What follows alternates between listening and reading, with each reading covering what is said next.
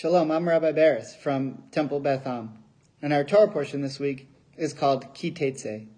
Tetzei tells us about different laws of marriage. As it says, Ki yikach ish isha, when a man takes a woman and they get married.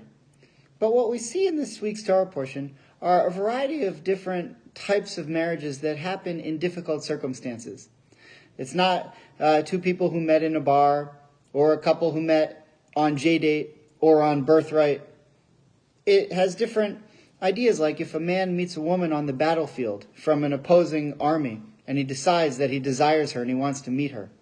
These are imperfect situations. And one of the ideas that we learn from the Torah is that we live in an imperfect world. And the laws of the Torah are meant to teach us in an imperfect world. On the other hand, the world that God created we know is perfect. However, one of the ideas that we see in the Talmud, in a tractate called Sota, is that when God makes a shidduch, when God makes a connection between two people, it's as hard for him as it was to split the Red Sea.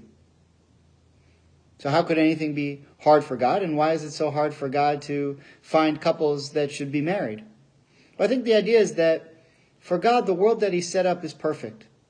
And splitting the Red Sea went against the laws of nature that he had already set up. And so that became kasheh, that became difficult for him. Just like when you take two people who are distinct and different, and God tries to merge their souls into one, this is difficult for him because it goes against the laws of nature, like when he split the Red Sea. So for God, the world is perfect. But for us who live in an imperfect world, for us humans who turn on the news every day and see only bad news. We've seen a lot of bad news lately. On top of Corona, we now see what happened in Haiti, and of course, the terrible news coming out of Afghanistan. But the truth is, whenever we turn on the news, there's always going to be bad news. Because as the Torah reminds us, we live in an imperfect world. And so unlike God, who finds it difficult to go against the laws of nature, because his world is perfect, our world is imperfect. And so we must strive to continue to find these imperfections in our world and work together to fix them. The world will always be imperfect and the news will always be bad.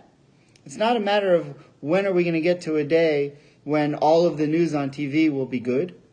It's a matter of trying to figure out what the bad news is and work together to figure out how we can solve it. As the Torah reminds us in this week, unfortunately, we live in an imperfect world, but we have the Torah to help guide us to fix those problems. And someday, we pray, arrive to a world that's perfect as God had planned.